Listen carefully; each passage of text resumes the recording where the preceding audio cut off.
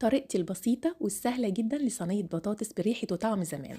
في الكبة بحط توم وفلفل أحمر حلو، شوية توابل هكتبها لكم تحت الفيديو، خل وعصرة ليمون وبضربهم كويس. بكون بقى مقطعة شوية بصل كده محترمين جوليان، وبدعك كل ده في بعضه كويس جدا.